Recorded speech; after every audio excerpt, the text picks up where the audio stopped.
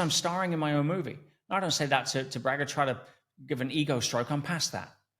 I say it to remind people that if you are indoctrinated into a certain way of thinking, certainly submissively, you are going to give away your power, and you have every right to star in your movie. I'm not on about in like fighting force with force. Why did the British Empire fall?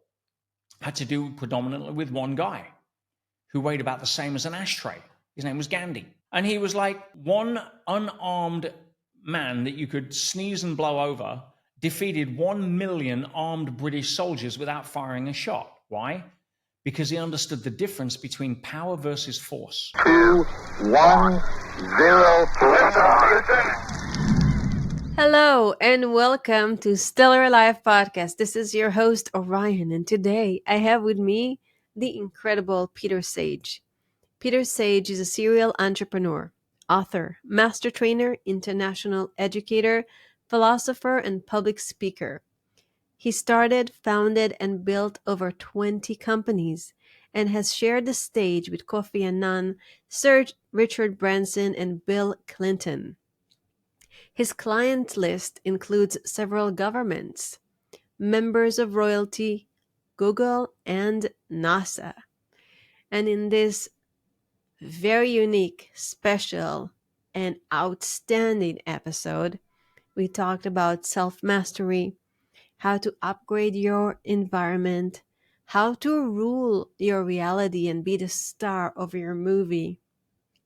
And we also talked about his book, The Inside Track, where he shares memoirs from his time in one of the most violent prisons in Europe, which he got into unjustifiably and accidentally for 6 months. So, really unique human being and very inspiring and powerful episode.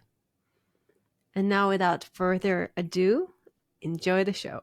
Hi, Peter, and welcome to Stellar Life Podcast. Thank you so much for being here. It's an honor and a pleasure. Pleasure's mine. And yeah, really happy to see what we can do to contribute to the listeners today, and excited for where we're going. But yeah, I was really excited when I got the invite, and I'm glad to be here. Awesome. Thank you. Before we begin, can you share a little bit about yourself? First thing I always say is that, no matter what bio cherry points people hype up, I'm just a guy, and I'm just a normal guy that has spent a lot of time studying certain things that if you'd have to be in the slow learners club like me not to be pretty good at what you do if you spent 33 years actually focusing on it. And that for me was understanding human behavior and personal growth, as well as entrepreneurship. That's kind of what the three have fused together as. So I dropped out of school at 16. I've got no formal qualifications. I got a PhD in results, and essentially I've been unemployable for nearly 3.5 decades. Started my first business at 17, and kind of went from there. Failed a lot, won a lot, tried a lot, lost a lot, had a lot of fun. That's amazing. I want to start with your story, with your book. Why did you decide to write it and share something like that with the world? Well, to give people listening a little bit of context, this is it was never actually a book. It wasn't written as a book.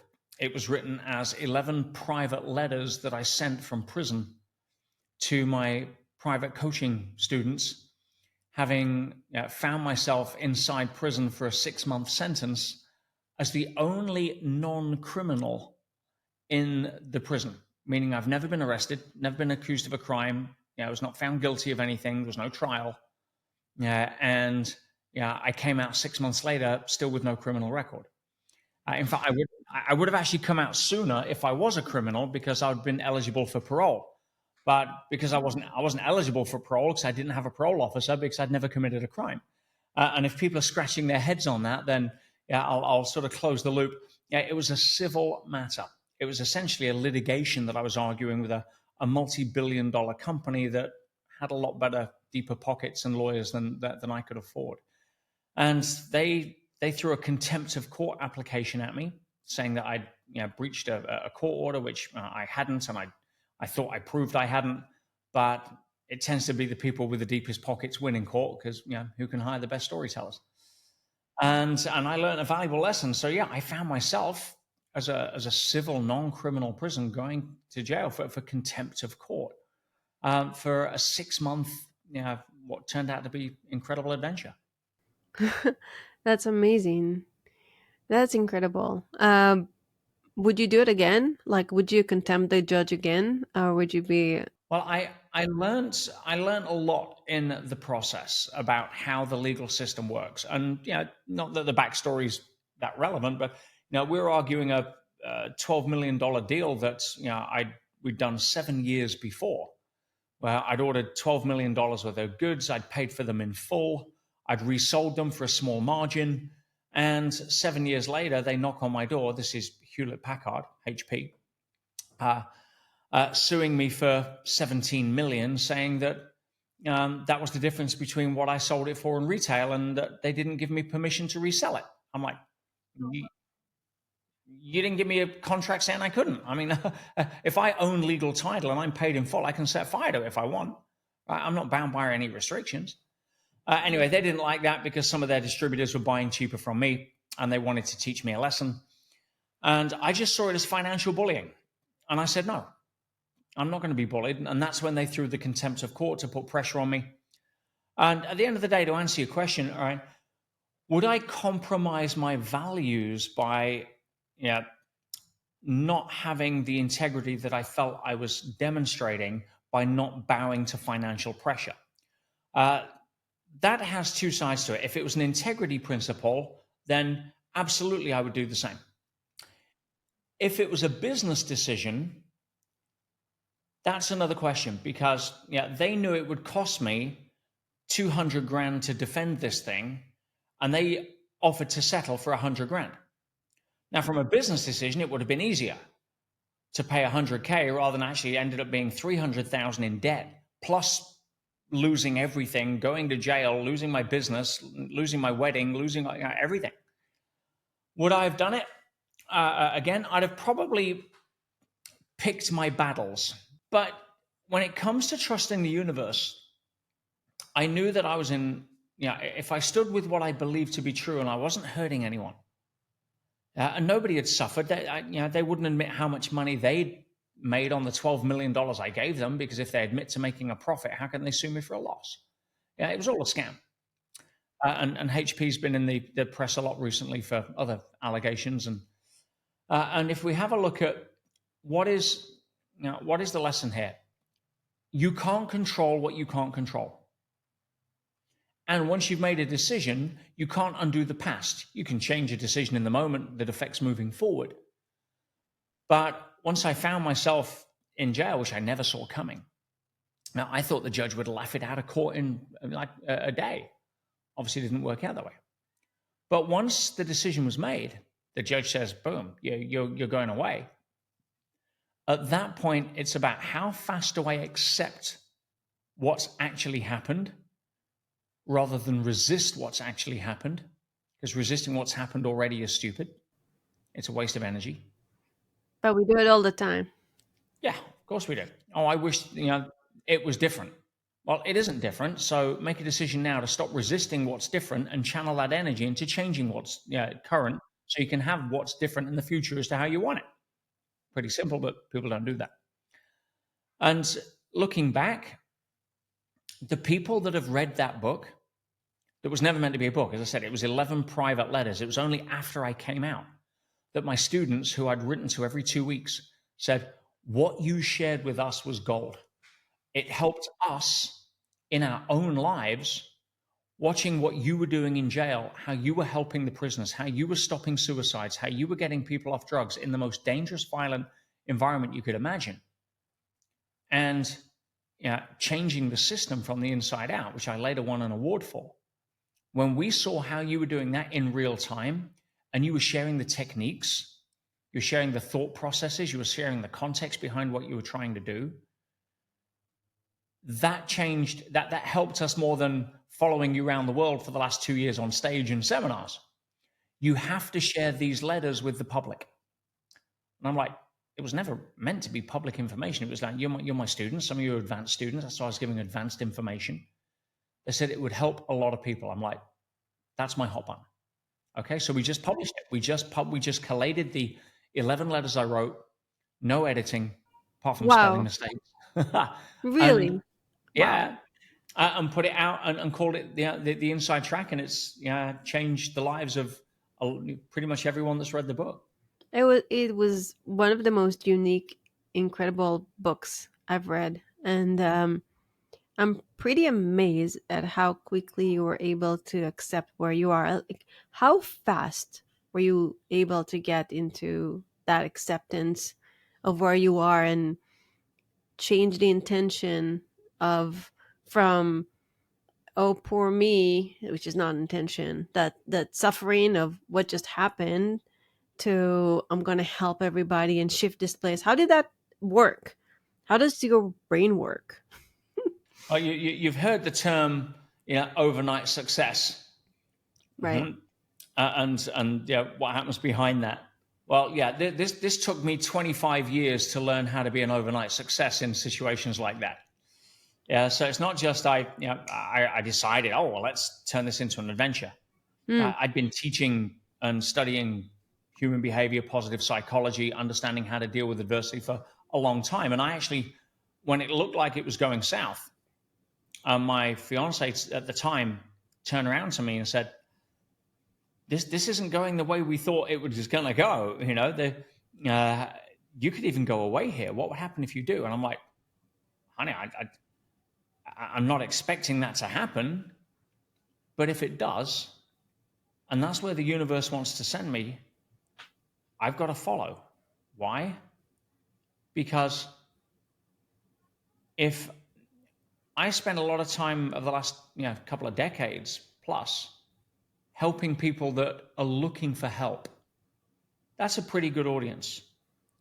But sometimes the real people that could benefit from what I share aren't looking for help. They don't even know it's available. Wow. And if I'm able to shine a little dark light, so a little bright light in a dark place like Pentonville, the Victorian prison I was in, and be able to help somebody else, even if it's one person, surely that's, I've got to surrender to the purpose that I'm here for, not cherry pick just because I want to be on stage. And one of the examples I give is if you're a professional actor, let's pick a character everybody knows. Let's just say, let's go, Tom Cruise in Mission Impossible, right? He's playing Ethan Hawke. And there's parts of that script, if he's looking at the script, where he's on a beach having a cocktail with some model doing whatever he's doing. And it's in Tahiti, it's in Hawaii, whatever. It's a nice scene. There's also scenes where he's potentially trapped under the Arctic ice, fighting the bad guys. Well, if you've got to flip a coin and say, which scene would I rather be in, then Hawaii's got my vote. But his role as a professional actor, his job is to show up and act in every single scene to make the movie as good as he can. Ah, that's so powerful. And there's going to be times he's going to be away from the family, trapped under the ice with stuntmen and frogmen and goodness knows what, and have to redo a scene that's physically very uncomfortable. But it's for the movie. You don't get to just do the beach scenes with the Bond girls, right? So for me, I wrote to my students in the first letter, as you saw, and I'm like, guys, don't worry about me. I'm simply on location for 6 months filming the prison scene of my amazing movie. Wow. And my job is to show up as a professional actor, not bitch about the fact I don't like this particular scene in my movie. Does that make sense? Yes. Were you scared? There were times where, we're talking statistically, if you go look at the Home Office figures, the most violent prison in not only England, not only the UK, but for most of Europe. Wow. And it is not a nice place. If you see Prison Break, think of it a little bit like that with a lot smaller exercise yard, right? I should go watch it just to get the idea. Blood on the floor is a daily occurrence. Oh my goodness. Violence is epidemic. Attempted murders are at least once a week. And just before I got there, it was all over the news about some guy in Pentonville just been stabbed to death in a gang war. So, yeah, I mean, it's not the kind of place you'd want to invite your girlfriend's parents, right, for dinner. So, if it was a hotel, it wouldn't do well on TripAdvisor. Put it that way. For me, were the times I was scared, there were definitely times that I was, let's just put alert, a lot of time. Mm-hmm. But there's a difference between fear and danger. And most people don't understand that. Fear is an evolutionary response that's designed to serve one purpose, and that is to point your attention in the direction of something that is physically dangerous. That's what fear is. And for hundreds of thousands of years of human evolution, it served a very useful purpose. I'm not sure if that snake is poisonous. I better be wary. I don't know what that noise is outside the cave. I'm on alert. What we do today is we make up fears that were never designed to be fears. Most people now fear the credit card bill. They fear the boss, right? And what he's going to give them, or they fear their annual report at school, or whatever it may be. Psychological fears. And when we realize that fear is designed to it serves one useful purpose, and that is to point your attention away from what you were doing and garner it towards a potentially physical threat. Other than that, fear serves absolutely no useful purpose. Fear does not play one useful role in your life other than that purpose. And again, people mix fear and danger. So, I mean, people may even say, well, hang on, no, fear is quite useful for not walking down a dark alley at night. Well, no, intelligence is useful for not walking down a dark alley at night. Fear stops you from going on holiday in a war zone. No, common sense stops you from going on holiday in a war zone. And the higher the emotional reaction to fear, because you're not keeping it in check to focus on danger, but you're just getting carried away by the fear, the less critical thinking you have. That's just psychological, biological, neurological fact. So I was very wary in prison about not getting scared, because the moment I get scared, I lose my ability to think. That doesn't mean to say that I was, Mr. Courage and Bravado. No, I was doing it as a way, as a survival mechanism to stop me from looking or becoming a victim. Absolutely. And also the animals that we are, like, we sense fear in each other. We sense insecurity. Definitely. You saw a pecking order in there where who's going to get extorted? Who's going to get bullied? Now, I'm not a small guy. I'm 6'3".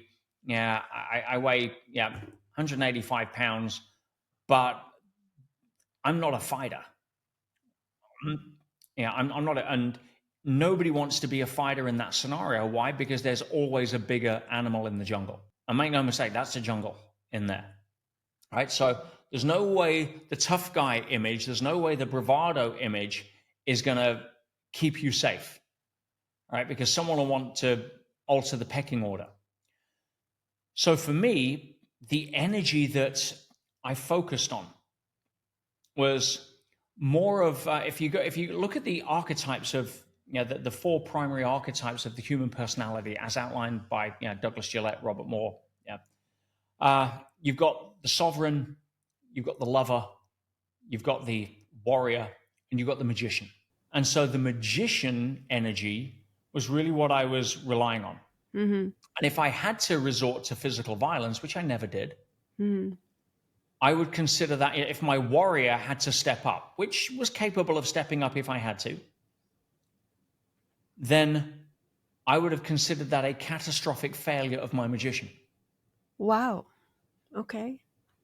So for me, I could talk a lot faster than most people hit, right? But to really hit the nail on your question here, Orion, which is, did I feel scared? The reason I feel that I never felt in danger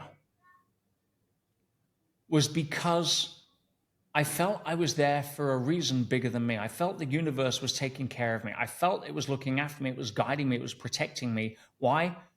Because I was there to help. I was there to serve. Mm.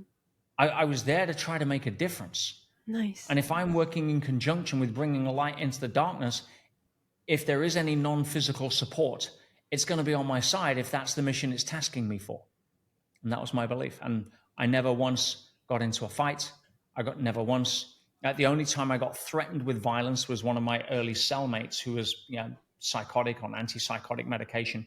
And I was trying to help him in several ways. He was depressed because his family had, his wife wasn't visiting. She blamed him for leaving the family without income. He was overweight. He was addicted to watching daytime TV in the cell, and especially the news. You can imagine the psychological profile. And the guy was much bigger than me. Right? He was like 6'4". He weighed like 240 pounds, and he was like just an animal oaf. He made Shrek look tame. And I don't say that from judgment. I say that from observation. From I was in the cell with him, a tiny little cell, for 10 days. Wow. And we got on fairly well to start with. I got him on a fitness thing. I wrote a letter for him to copy in his handwriting to write to his wife, who then actually wrote him back and visited for the first time as a result. But you can only do so much. And it got to a point where he would bang on the door from midnight to 2 o'clock, shouting profanity at the guards, picking up the chair in the cell and smashing it against the door, threatening the guards to, daring the guards to come and whatever. And I'm on the bunk bed, right? Trying to sleep. And then you catch them at the wrong moment. And that's when he turned around and he said, listen, you're not going to be able to make a lot more noise if I smash the TV in your face. Shut the fuck up. And that's the time I thought I've probably done enough. I've done all I can do to help this guy. And the next day I spoke to one of the guards, one of the prison officers, and explained the situation. And they actually moved me to a new cell. Good. And it was literally 3 days later, I saw through my little bars in the window, the riot police go into his, the officers in riot gear go into his cell and restrain him, 4 of them with shields and batons, because he'd had a psychotic episode.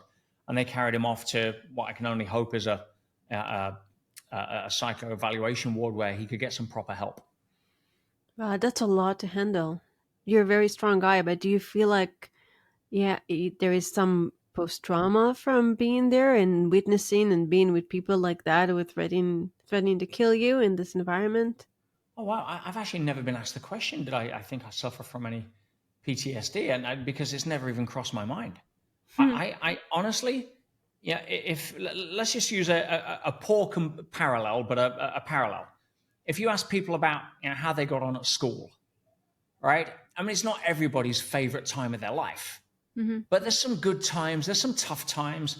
Times you got bullied, times you failed the test, times you got put in detention, but there's a load of great times you had with your mates and everything else. And it was just that adventure. And I see prison like that. I had, in all fairness, the most amazing time. I really did. Looking back, the adventure that I was lucky enough to be guided on, were there tough times? Were there times where I was in detention? Were there times where, I felt threatened by bullies in the playground? Yes. But overall, I've got zero bad. I'm utterly grateful for the opportunity I had to go test my skills, my ability in a real world environment. And part of it, I saw that. I even, again, the first letter I said to my students, what I believe I'm experiencing, I call it a graduation event. And you have 2 different levels. You've got what I call BLTs, which is not bacon, lettuce, tomato. It is a basic life test. Life will always test you to see if you just intellectually know something or if you're able to actually live it. Because knowing and not doing is the same as not knowing.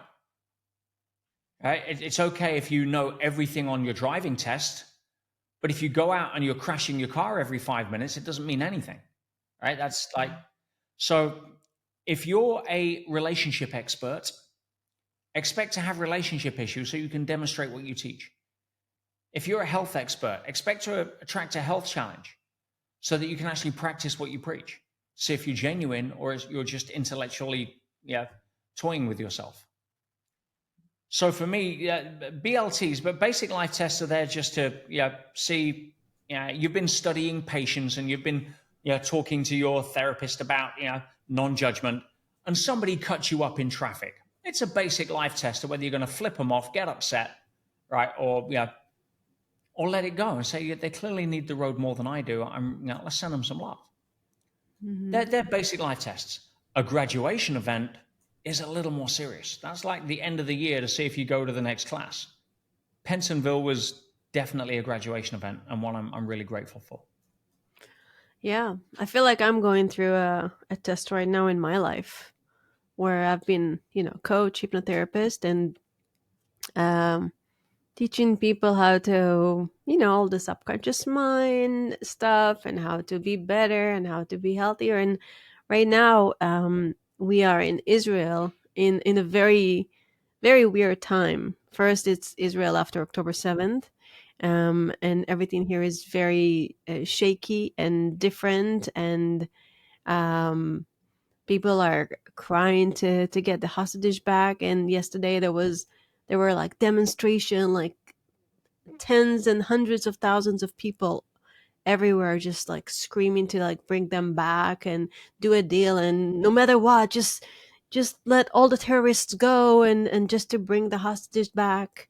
So there is a lot of stress and division in the country. Plus, when we got here, there was the promise from Iraq to send rockets, and we every apartment here in or every house here have either a bomb shelter or a room where you go when there are sirens. So I came here, and the first thing I did was just to get cans and water and put some stuff in the sealed room, because there was a big threat um, that they're gonna bomb where I am right now, which is Ramat Gan, Tel Aviv. Um, there's still war in the north. Every day we hear about either hostages murdered or soldiers getting killed. There is a threat from 7 fronts. There is a worldwide anti-Semitism that is on the rise like crazy. So it feels quite shaky and unsafe. And for the first, I think 2-3 weeks here, I felt very unsettled, very tight, very angry. Like, why am I here? What am I doing here?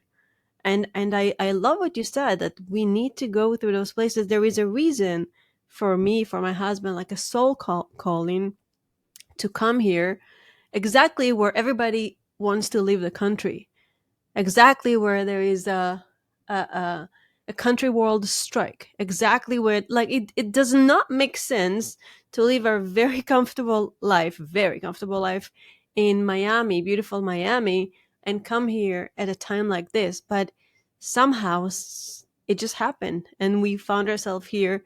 And I think it's exactly what you said. Like, I'm here to disconnect from the fear and the mass psychosis, which is hard for me because I'm very empathetic. I can feel people, I can feel environment very deeply. And find my light, increase my light so I can be here and be a light for others. So I want to learn from you, how can I do this better here? Well, first of all, thank you so much for sharing that. And I'll be completely honest. The last time I turned on the news or read a newspaper was about 18 years ago. Good for you. I have zero understanding of what you just said, but I have total empathy for what you must be experiencing. Mm-hmm.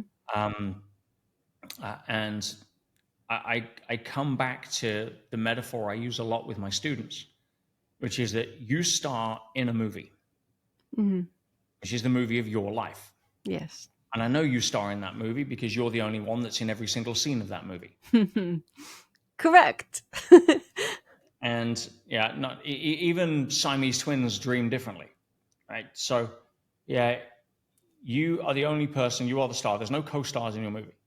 They're a supporting cast at best. Yeah, husband, partner, sibling, child, best friend, business partner, what have you. People that appear in regular scenes. Mm-hmm. But the vast majority of people in your movie are nothing more than film extras in your movie. And the definition of a film extra is somebody who you're no longer thinking about when they're not in your current scene. Mm-hmm. Which by definition means 99% of the people you'll ever meet plus are film extras in your movie. Like what Dolores Cannon is talking about. She calls it backdrop people. Yeah, there you go. And the challenge with that is that if we forget we're the star of our movie, we tend to get sucked into feeling as a unpaid film extra in some big budget disaster movie that's being shot around us. Right. And that robs us of our power to star. It puts us on the back foot with fear. It disconnects us from being able to create our reality. And it really then puts us into a different narrative. Now, most people are film extras in their movie trying to be stars, but they're too busy being worried about what other people think of them. Okay. All right. Yeah, it's suffering from what I call GOOP, G-O-O-P, good opinion of other people. And when you realize that the mistake a lot of people make is that when they see themselves as the star of the movie, they think everybody else sees them as the star of their movie. But of course, everybody else isn't starring in your movie. They're starring in their own movie. Which means by definition, you only play one of two roles in everybody else's movie. At best, you're a supporting cast in your husband's movie or kid's movie, whatever. But the vast, vast majority of people that have the ability to influence your state of mind, whether that's through the media, whether that's through mass psychosis, whether that's through whatever it may be, online opinion, anti-social media, as I call it, all right, any of that stuff. That's a good name for it. Okay. Yeah, but the reality is that we, as a star of our movie, forget that we are nothing more than a film extra in everybody else's movie, bar maybe a handful of supporting cast. Everybody you read about on the news, everybody you look at online, everybody, we're just film extras in their movie, which means that the second that we're not in their scene, they're no longer thinking about us. And unfortunately, most people don't care enough about you to bother to give an opinion. Why? Because they're too busy being worried about what they think we're thinking of them. Everybody's walking around in this bubble of self-importance thinking, oh, I wonder what people are thinking of me in my movie, not realizing that everybody else isn't thinking about them. They're walking around in their own bubble thinking, I wonder what everybody's thinking of me in my movie. And when that bubble bursts and you actually wake up, you can claim your power back and not buy into whatever BS is being put on the news. See, trying to convince people there is a massive uprising in global anti-Semitism, which is the first I've heard of it, is going to allow you to train your mind to spot where that is and self-justify. Now, I'm not saying there is or isn't. I'm giving you an understanding how your brain works. Yes, okay. Obviously, everything is influenced by the media. I mean, there is, but obviously everything is becoming 10x when you were watching the news or looking at riots or... If you go back, the most powerful empire that controlled the earth in recorded history, it wasn't the Ottomans, it wasn't the Persians, it wasn't even the Romans. It was the British. The British Empire used to boast that the sun never sets on the British Empire. We had everything from most of North America, Australia, India, figure it out. Now, how come a tiny, tiny little country with a population of about 60 million people, or a lot less back then, was able to rule so much of the world? It was because the British Navy had access to understanding certain gates in the ocean where they could not manipulate, they could take advantage and understand the trade winds. There were certain gates in the ocean that if you knew where those winds and currents met, you could act as gatekeepers, and they used that to full effect. Now, I say that because in modern society, I don't think it's any secret, since people have woken up since 2020, when we realized we didn't have independent governments, we had one government, that there are a small group of people that like to call themselves the elites that control the vast majority of what goes on in this planet.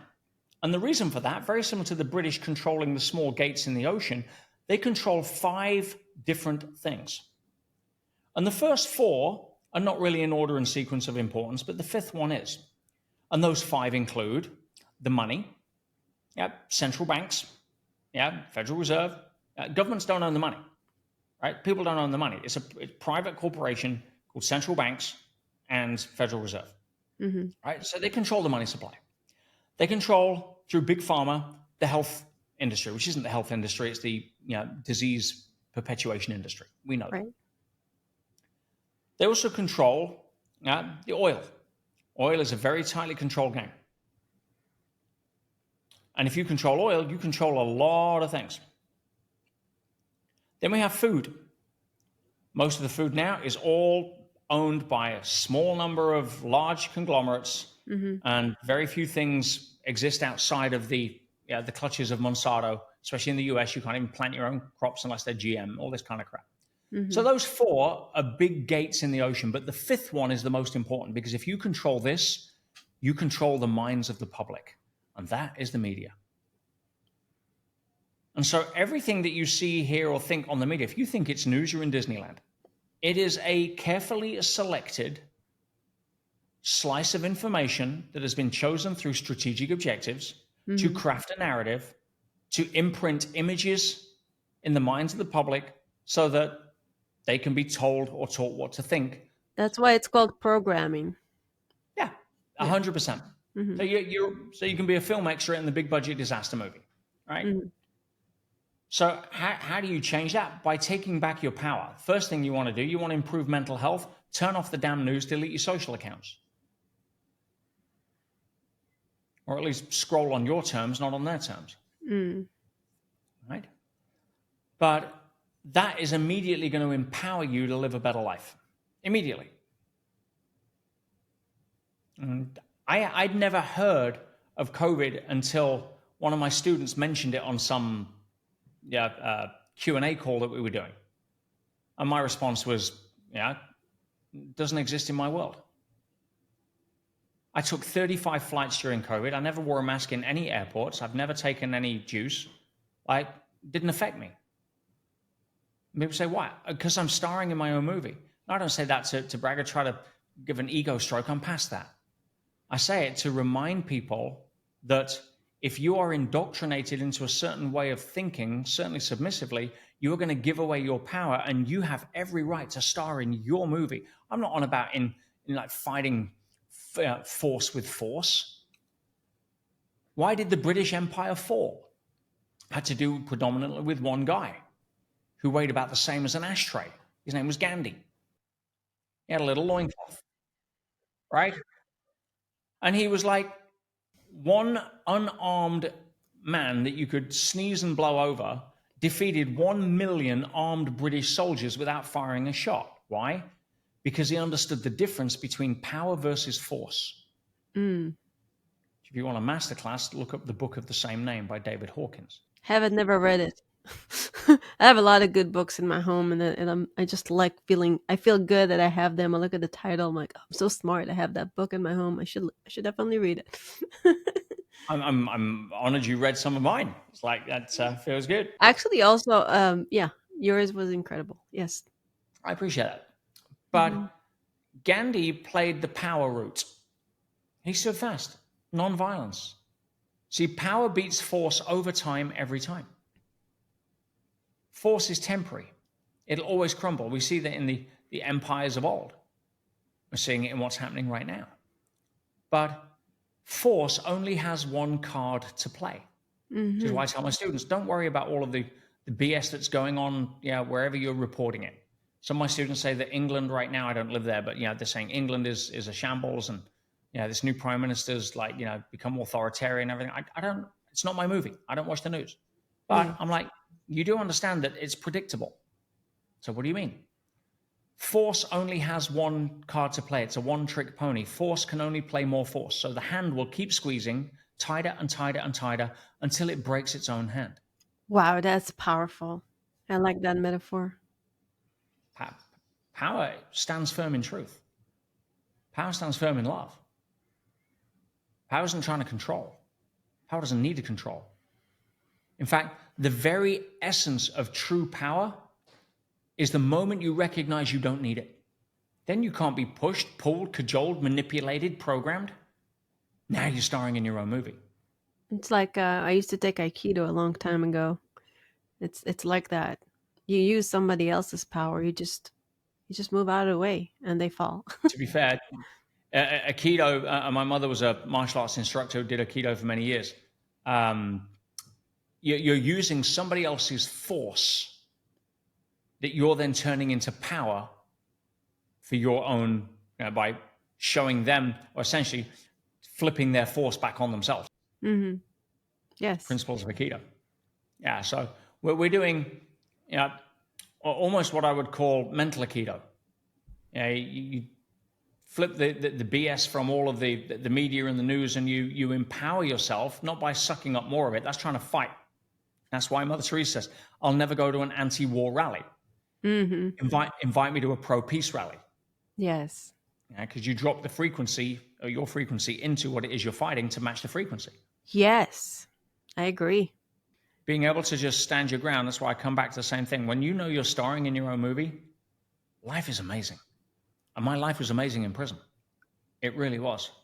Yeah, was it tough? There was a lot of tough times. Mm-hmm. Sometimes I cried. Sometimes I was facing so much uncertainty, so much loss, that I had to dig deep to find levels of faith to trust the universe that was going to turn around.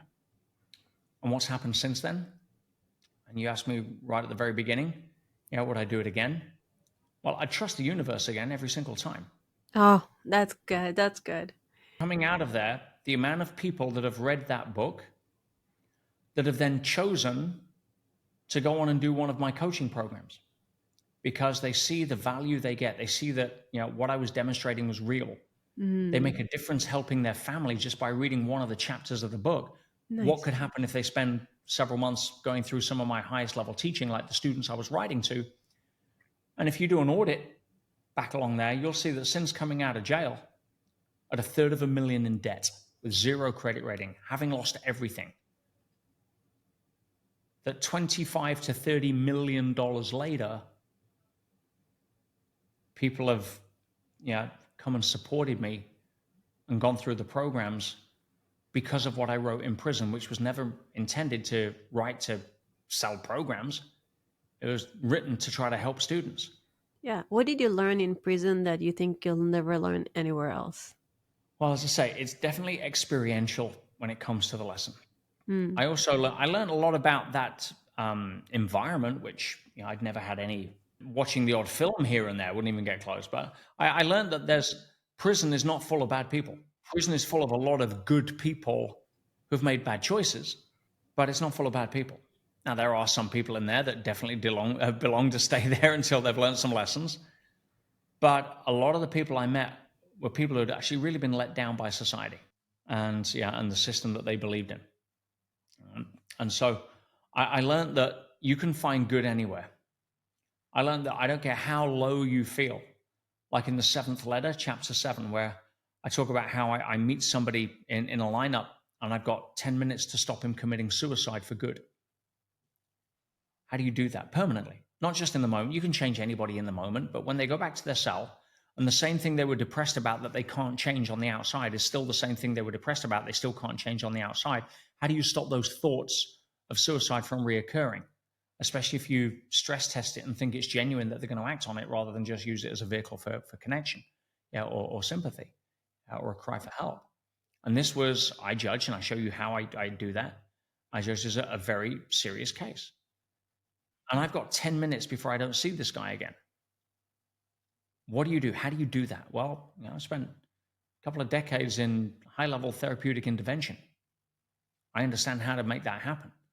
I'm not a therapist where you come to me because I've got certificates on my wall, and that means I'm qualified to take your money every week or every month for the next 5 years, and you still have the same issues. You just feel better in between couch settings. I don't do that.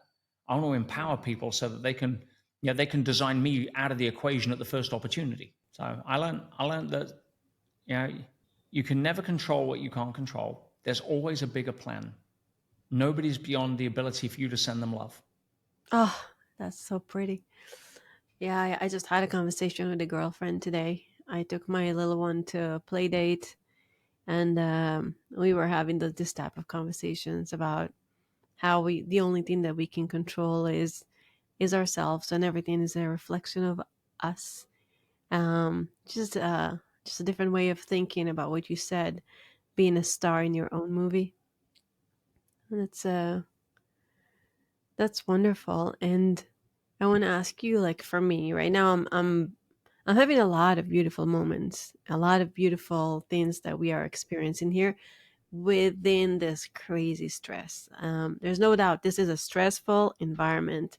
So how can I shine my light brighter? How can I call in my magician to help lift others?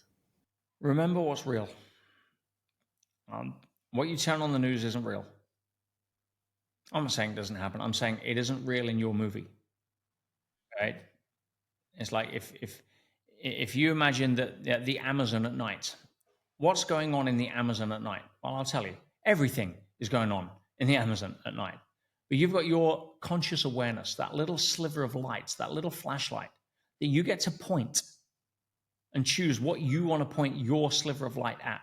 You can say, "Oh my God, there's a snake eating a rat," or you can say, "Oh wow, look at that hummingbird being born." Same Amazon. I'm not discounting that snakes don't eat rats. I'm saying that you're in charge of your flashlight.